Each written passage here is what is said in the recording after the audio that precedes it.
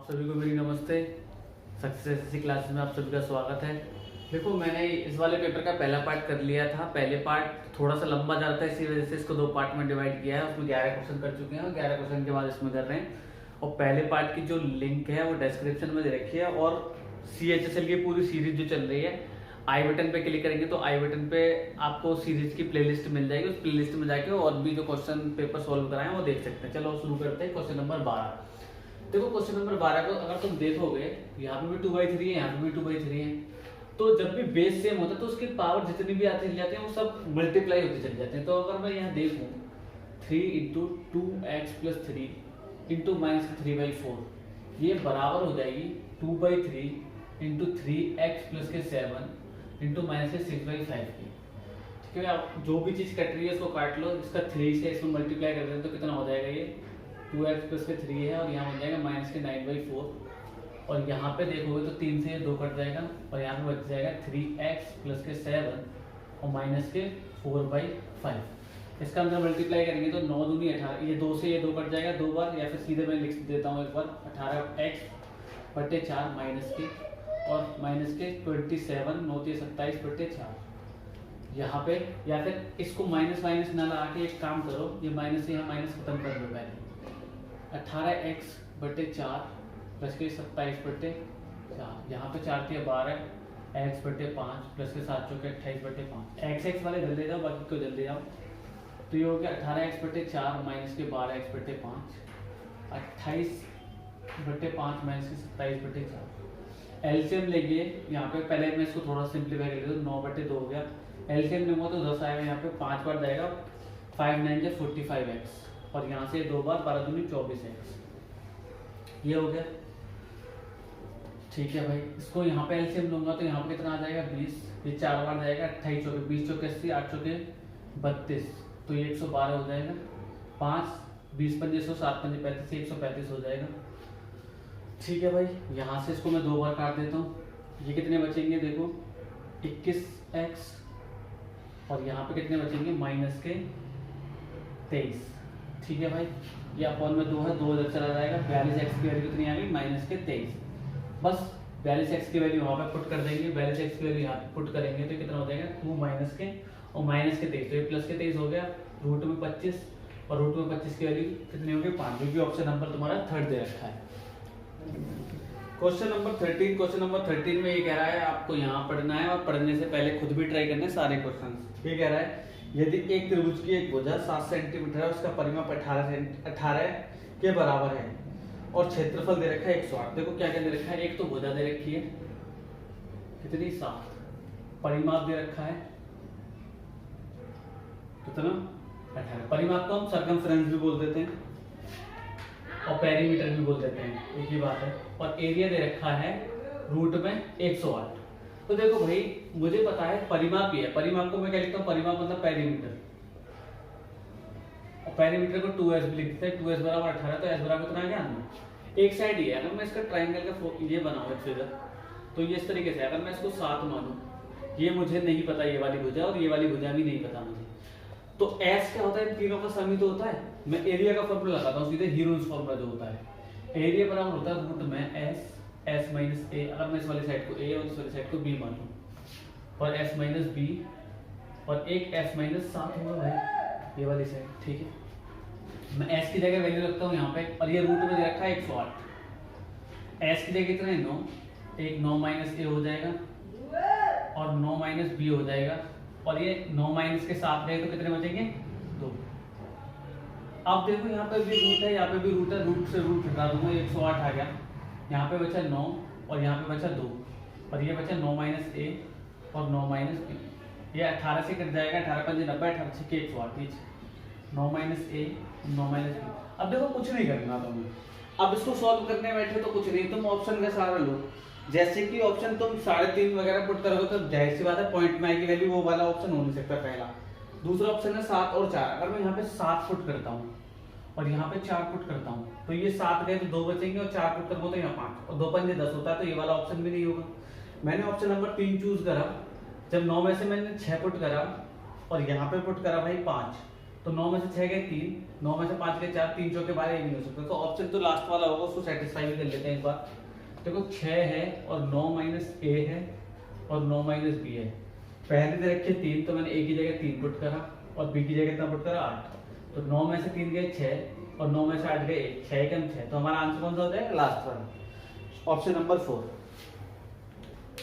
आज की वीडियो का क्वेश्चन नंबर 14। क्वेश्चन नंबर 14 में क्या बोल रहा है कि ये चीज दे रखी है और a plus B plus C plus D की वैल्यू पूछी है। तो देखो अगर इसको एग्जाम टाइम पे करने बैठे वो सही तरीके से नहीं करना तो ये टाइम का टाइम खा जाएगा और आंसर भी निकल के नहीं आएगा। तो करना कैसे है भाई, इसको कॉन्जुगेट का गुणा करके कर सकते हैं। मैं इस वाले पार्ट को ले लेता हूँ, इस वाले पार्ट को सॉल्व कर रहा हूँ केवल। मैंने क्या करा, इसको 2 पार्ट्स में तोड़ लिया इस तरीके से, और इसमें कॉन्जुगेट का गुणा मतलब जो भी इसका कॉन्जुगेट का गुणा करके हम करते हैं साइन बदल के, वो मैंने मल्टीप्लाई कर दिया ऊपर नीचे। ऊपर हो गया 4 और 1 प्लस के √2 और माइनस के √3, ये बन गया। और नीचे क्या बना, इसका एक बार स्क्वायर और इसका एक बार स्क्वायर, मतलब 1 प्लस के √2 का स्क्वायर माइनस के √3 का स्क्वायर। जब मैं इसका स्क्वायर खोलूंगा ये ऊपर तो ऐसे ही रहेगा भाई, इसका स्क्वायर खोलूंगा तो a का स्क्वायर 1, √2 का स्क्वायर 2 प्लस के 2 और इस √3 का स्क्वायर खोलूंगा तो कितना आएगा 3। तो देखो ये प्लस के 3 ये माइनस के 3 ये कट गए भाई। 2√2 से 4 को मैं काटूंगा तो √2 टाइम्स कट जाएगा। मेरा ऊपर क्या बन गया, ऊपर बन गया √2 का 1 में मल्टीप्लाई करा तो √2 का 2 में करा तो 2 और √2 का 6 में करा तो माइनस के √6। और ये वाली वैल्यू इसके बराबर थी तो मैं इसके बराबर रख देता हूँ, a प्लस के b √2 प्लस के c √3 माइनस के d √6। अब कंपेयर करना है, बस कुछ नहीं करना। देखो यहाँ पे जो वैल्यू है बिना किसी रूट के ये है, यहाँ पे ये है, तो a की वैल्यू कितनी आ गई, तो √2 के साथ यहाँ पे कितना है 1 और √2 के साथ यहाँ पे कितना है b, तो b की वैल्यू कितनी आ गई 1। √3 वाली वैल्यू है नहीं तो c कितना होगा, d की वैल्यू यहाँ पे माइनस की और यहाँ पे माइनस की और √6 के बराबर में यहाँ 1 है, यहाँ पे d है, तो d की वैल्यू कितनी हो गई 1। तो कुछ नहीं करना, इन सारी वैल्यूज को यहाँ पे पुट कर देंगे। a की जगह कितना आया 2 प्लस के 1 प्लस के 0 प्लस के 1, तो इन सबको जोड़ेंगे तो कितना आ गया आंसर 4, जो कि तुम्हारा ऑप्शन नंबर 3 दे रखा है। साइड पेपर का क्वेश्चन नंबर 15 देखो, क्वेश्चन नंबर 15 अच्छा है, मैं पढ़ रहा हूँ। लैंग्वेज इंग्लिश में देख लेना। A person purchase 40 items at some price, he sold some items at a profit of 30% by selling them at a price equal to the cost price of 26 items. ठीक है, the remaining items are sold at 18% profit, the total profit percentage। वो कह क्या रहा है भाई, उसने क्या करा 40 आइटम खरीदे थे, ठीक 40 आइटम खरीदे होंगे, कितने के भी हमें नहीं पता। इस 40 आइटम में से कुछ आइटम उसने 30% के प्रॉफिट पे बेच दिए और जो बाकी के बचे इनको बेचने के बाद जो बाकी के बचे आर्टिकल उनको 18% के प्रॉफिट पे बेच दिए। और ये जो 30% पे आर्टिकल बेचे थे ये किसके बराबर थे, 26 ऑफ सीपी के बराबर। ये चीज सवाल में दे रखी है और टोटल प्रॉफिट परसेंटेज पूछा है, बस कुछ भी नहीं है सवाल में। मैंने क्या करा 40 आइटम में मैंने सीपी मान लिया इनका 100 रुपए। अगर 100 रुपए में इसका सीपी मानता हूँ तो 40 आइटम कितने रुपए हो जाएगा, टोटल कॉस्ट 4000 रुपए। हाँ ये ना भाई, ठीक है। अब मुझे नहीं पता उसने कितने आइटम बेचे, लेकिन जितने भी आइटम बेचे मैंने मान लिया x आइटम बेचे उसने। x आइटम जब 30% के प्रॉफिट पे बेचेगा तो मुझे पता है 13/10 करते हैं सीधे प्रॉफिट निकालने के लिए। और ये वाली चीज किसके बराबर रखे 26 और सीपी के बराबर। और सीपी मैंने एक का 100 माना था तो ये कितना हो जाएगा 2600 के बराबर। ठीक है भाई, x × 13/10 बराबर 2600। 13 में से ये काटे मैंने 2 बार और ये कितना हो गया x बराबर, नहीं मैंने कहीं पर मिस्टेक कर दी भाई, 30% के प्रॉफिट पे और 26 ऑफ सीपी 2600।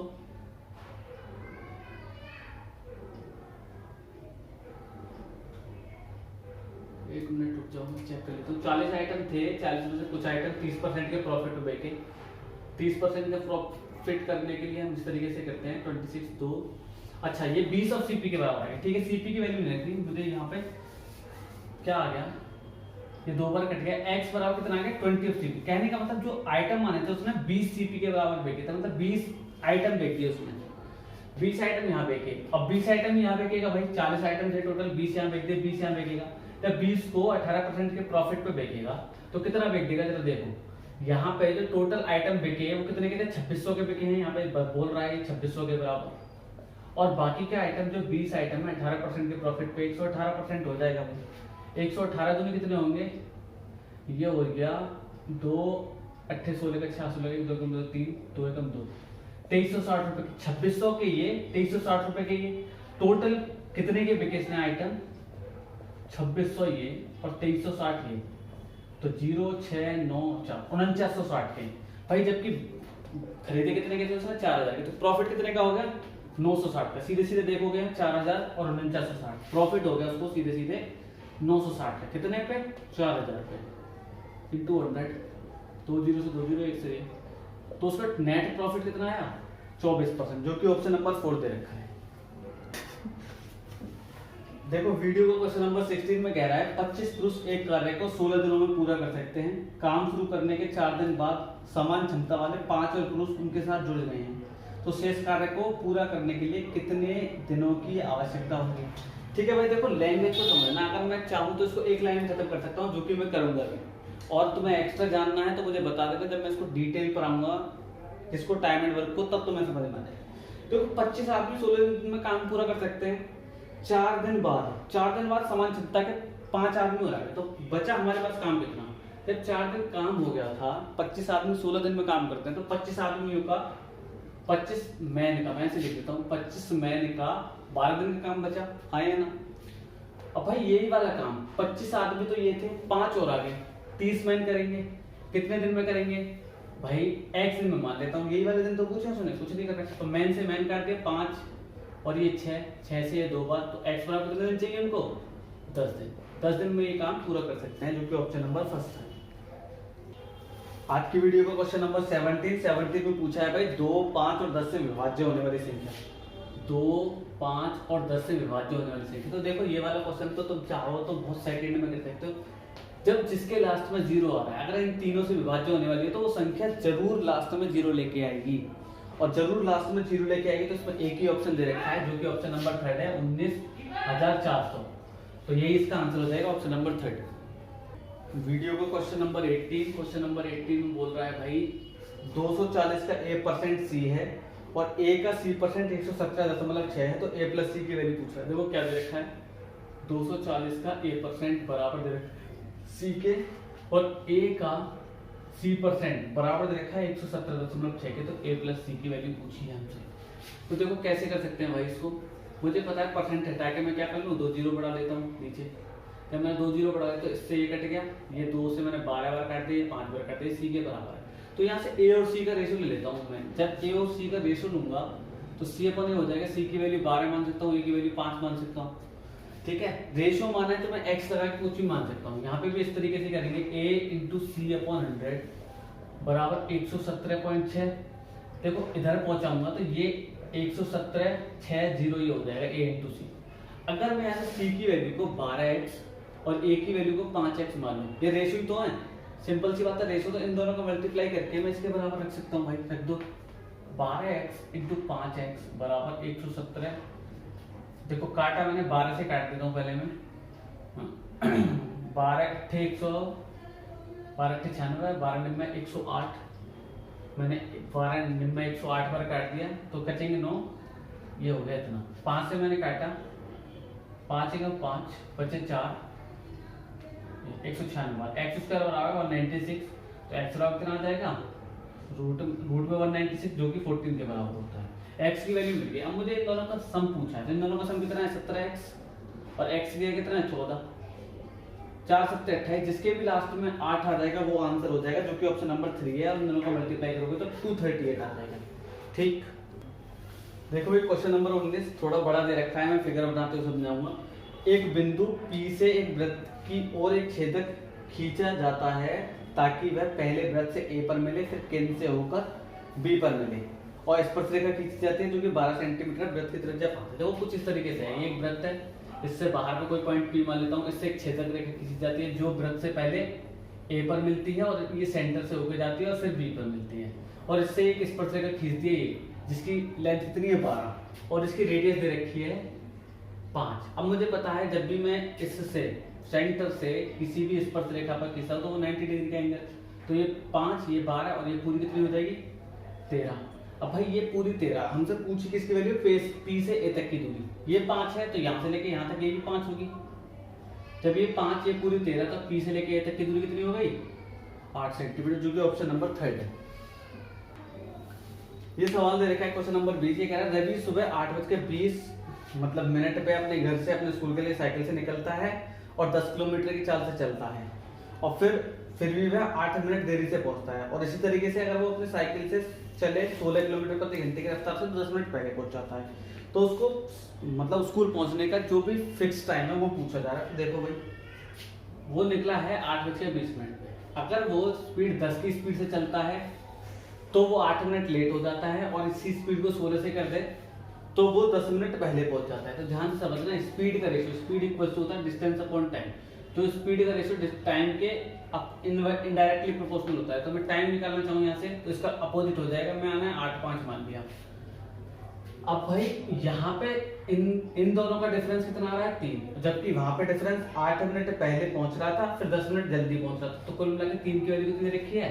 18 मिनट। देखो यहाँ से 8 मिनट पहले, 8 मिनट देरी से, सॉरी, यहाँ पे 8 मिनट देर और 10 मिनट पहले। तो यहां से लेके यहां तक का डिस्टेंस कवर हुआ 10 मिनट, और यहां से यहां तक का 8 मिनट, तो कुल मिलाकर 18 मिनट। तो 3 की वैल्यू 18 मिनट, 1 की वैल्यू मैंने निकाल ली भाई 6 मिनट। यहां से देखो 1 की वैल्यू 6 मिनट, तो 8 की वैल्यू 8 के 48 मिनट। जब यहाँ पे 48 मिनट थी और वो 8 मिनट देर हो रहा था, तो उसका एक्चुअल टाइम कितना लगना चाहिए? एक्चुअल टाइम कितना लगना चाहिए भाई? 48 में 8 मिनट देरी से तो 8 मिनट कम होनी चाहिए थी। कितने मिनट लगेंगे? 40 मिनट। जब 40 मिनट लगेंगे, 8:20 में वो जा रहा था, तो कितने बजे पहुंच जाएगा वो? 9 बजे। तो 9 बजे उसका स्कूल का टाइम है। देखो हम यहाँ से भी निकाल लिया मैंने, यहाँ से भी निकाल सकते हैं। यहाँ से निकालता हूँ मैं, जब 1 की वैल्यू 6 मिनट, तो 5 की वैल्यू 30 मिनट, और 5 की वैल्यू 30 मिनट है, और यहाँ पे 10 मिनट पहले पहुंचा था, 10 मिनट पहले, तो उसको 10 मिनट लेट आना चाहिए था, तब जाके वो पहुंचेगा। यहाँ से भी 40 मिनट आ जाएंगे, और 40 मिनट फिर से हम 8:20 में जोड़ेंगे तो 9 बजे टाइम आ जाएगा, जो कि तुम्हारा ऑप्शन नंबर 4 दे रखा है। ये क्वेश्चन नंबर दे रखा है 21, और ये स्टैंडर्ड क्वेश्चन है, जो कि रटा रटाया है, मतलब रिपीटेड है, रिपीटेड होता रहता है। जब कभी भी इस तरीके के बने a sin a plus b cos a, मतलब इस वाले का और इस वाले का ये चेंज हो जाए और साइन चेंज हो जाए, तो हम करते क्या है, इनको स्क्वायर करके जोड़ देते हैं। मैं पूरा प्रोसेस नहीं बताऊंगा, स्क्वायर करके जोड़ेंगे क्योंकि वीडियो लंबी हो जाएगी। स्क्वायर करके जोड़ेंगे तो होगा क्या, बनेगा क्या? अगर मैं इसको x मान लेता हूँ तो बनेगा क्या? इधर वाला a का स्क्वायर प्लस b का स्क्वायर बराबर c का स्क्वायर प्लस x का स्क्वायर, ये बनेगा। भाई इसको इधर ले जाओ, a का स्क्वायर प्लस b का स्क्वायर माइनस के c का स्क्वायर बराबर x का स्क्वायर, और स्क्वायर हटा के यहाँ पे क्या चढ़ा दूं? यही तुम्हारा आंसर होगा, जो कि ऑप्शन नंबर 2 है। आज की वीडियो में क्वेश्चन नंबर 24 ये कह रहा है, कई छात्रों ने एक परीक्षा दी, उत्तर पुस्तिका में एक त्रुटि थी जिससे 48 छात्रों के औसत को प्रभावित किया गया और उनके औसत अंक 78 से घटकर 66 हो गए। मतलब जो 48 छात्र थे उनके औसत अंक 78 से घटकर कितने हो गए? 66। कुल मिलाकर कितने की कमी आ गई? 12। ठीक है, शेष छात्रों के औसत में 3.5 की वृद्धि हुई। जो भी छात्र थे इन 48 को छोड़ के जो छात्र थे उनके में 3.5 की वृद्धि हो गई। ठीक, और जो टोटल छात्र हैं उनमें 4.5 की कमी हुई। तो मैं इसमें एलिगेशन लगा सकता हूँ। देखो यहाँ पे 12 की कमी, यहाँ 3.5 की वृद्धि, और टोटल में कुल मिला के माइनस के 4.5 की कमी। तो बस बड़े में से छोटा घटाना है, 3.5 से 4.5 घटाएंगे तो 8, और 4.5 बड़ा है 12 से, तो इसमें से इसको घटाएंगे तो 7.5। मुझे पता है ये वाले छात्र कितने थे? 48 छात्र। तो 8 की वैल्यू 48, तो मुझे पता है यहाँ पे कितने का मल्टीप्लाई हो रहा है? 6 का। तो यहाँ पे भी 6 का मल्टीप्लाई कर दूँ। जब 6 का मल्टीप्लाई कर दूँ तो यहाँ पे कितने हो जाएंगे भाई? 6 7 42, 6 5 30 45, और टोटल छात्र पूछे उन्होंने 45 और 48 मिला के कितने हो गए? 93। ठीक, ये सवाल का आंसर जो कि ऑप्शन नंबर 2 है। आज के क्वेश्चन पेपर का लास्ट क्वेश्चन है 25। जो कुछ क्वेश्चन है वो मतलब DI के हैं, DI के क्वेश्चन मैंने नहीं कराए। देखो क्वेश्चन क्या कह रहा है, ये कह रहा है एक दुकानदार किसी वस्तु को खरीदते समय पर लागत मूल्य का 12% कर के रूप में चुकाता है, जिसकी लागत 500 रुपये है, और वह अंकित मूल्य पर 16% की छूट देने के बाद 20% का लाभ कमाता है। तो अंकित मूल्य क्या होना चाहिए? देखो भाई बहुत आसान सवाल है। CP दे रखा है भाई 500, और 500 अगर CP 500 है और इस पर टैक्स देना पड़ रहा है 12% का, तो इन दोनों को मिला के ही हमारा नया CP बनेगा। मतलब हमें तो 12% टैक्स देना ही पड़ेगा, इतने का ही पड़ेगी हमें कोई चीज़। तो मुझे पता है जब 12% में निकालूंगा तो कुल मिला के CP कितने का बन गया? 560। और जब कभी भी देखो एक चीज मैं बताया तो जब कभी भी छूट दे के प्रॉफिट कमाए तो उसके लिए सीधे याद कर लो सीपी और एमपी का रेशो आता है। सीपी और एमपी का रेशो कैसे आता है, 100 में से यहां पे से छूट को माइनस कर देना है, माइनस डिस्काउंट, और 100 प्लस और माइनस प्रॉफिट या फिर लॉस, ये करना है। तो जब 100 माइनस डिस्काउंट करूंगा, मुझे पता है 16% की छूट दे रहा है, 100 माइनस 16 करूंगा तो कितना आ जाएगा यहाँ पे 84%। और यहाँ पे जब प्रॉफिट हो रहा है 100 प्लस 20 तो कितना हो जाएगा 120। 12 से काट दिया परसेंटेज है, परसेंटेज से मैंने परसेंटेज हटा दिया, 12 से मैंने काटा, 12 से 84, 12 से मैंने 10, तो 7:10 आ गया। ये क्या है सीपी, सीपी की वैल्यू मेरी 560 निकल के आई, 7 की वैल्यू 560, तो 1 की वैल्यू कितनी आ गई 80। जब 1 की वैल्यू 80 आ गई, 10 की कितनी हो जाएगी 800। यही क्या हो गया एमपी। देखो इसको एक तरीके से और कर सकते हैं, क्या तरीका है कि जैसे मैंने ये याद करवा दिया, इसको याद भी करने की जरूरत नहीं है, तुम सीधे सीधे 100 मान के भी कर सकते हो। मान लो अगर मैंने किसी भी चीज का एमपी जो है 100 माना, अगर मैंने एमपी 100 माना, एमपी पे जब मैं डिस्काउंट देता हूं तो मेरा क्या निकल के आता है एसपी, एसपी निकल के आता है। एसपी कितना आया 84। अब वो कह रहा है कि 20% का प्रॉफिट कमाया है। ये वाली चीज कब आई होगी, ये वाली चीज तब आई होगी जब इस पर प्रॉफिट हुआ होगा। कितने परसेंट का, इस पे डिस्काउंट दिया है हमने 16% का। ये वाली चीज आई होगी जब हमने इस पे 20% का प्रॉफिट दिया होगा। ये वाली चीज यहाँ पे सीपी तब आएगा जब इस पे 20% का प्रॉफिट दिया होगा। जब इस पे 20% का प्रॉफिट दिया है तो यहाँ से यहाँ वापस आने में, देखो यहाँ से यहाँ जाने में ये कितना हुआ है, प्लस के 20% 1/5 हुआ है, 5 से 6 हुआ होगा ये, तो यहाँ से आने में 5/6 करना पड़ेगा, और 6 से मैं से काटूंगा 6 कम 6, 6 को 24, 24 पंजे 14 पंजे 70, तो ये 70 की वैल्यू आ गई। फिर से रख सकते हैं भाई, 70 की जगह 560, 1 की जगह 80, और फिर वो 1 की जगह 8 और 10 की जगह 8, तो यहाँ से भी निकाल सकते हैं।